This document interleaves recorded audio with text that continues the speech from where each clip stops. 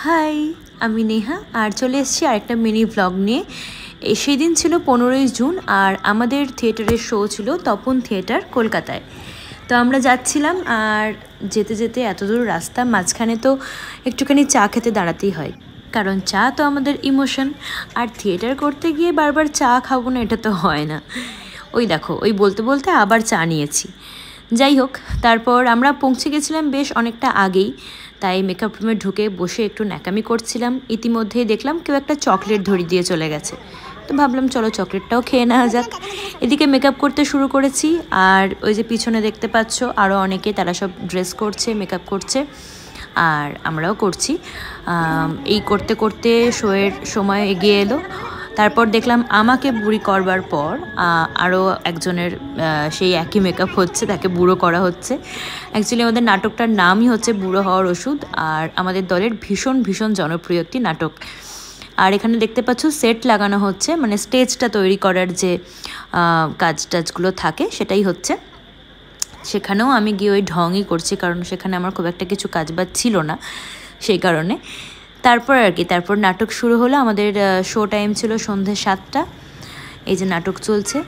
আর আমাদের নাটক দেখতে হলে আমার ফেসবুক পেজটার দিকে একটু ফলো করবে, কারণ সেখানে আমরা কোথায় কখন নাটক করি, কোন শো হয়, সেগুলোও জানতে পারবে।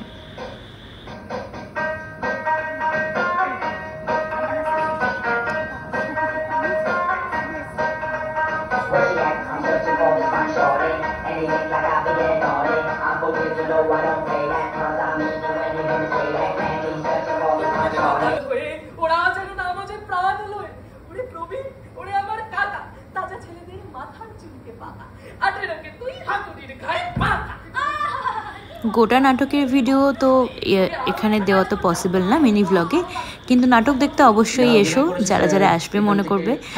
আর এই তারপর নাটক শেষ হওয়ার পর হলো আমাদের পরিচয় পর্ব, আর তারপর টিফিন সেরে আমরা সব কিছু ব্যাগট্যাগ গুছিয়ে উঠলাম বাসে।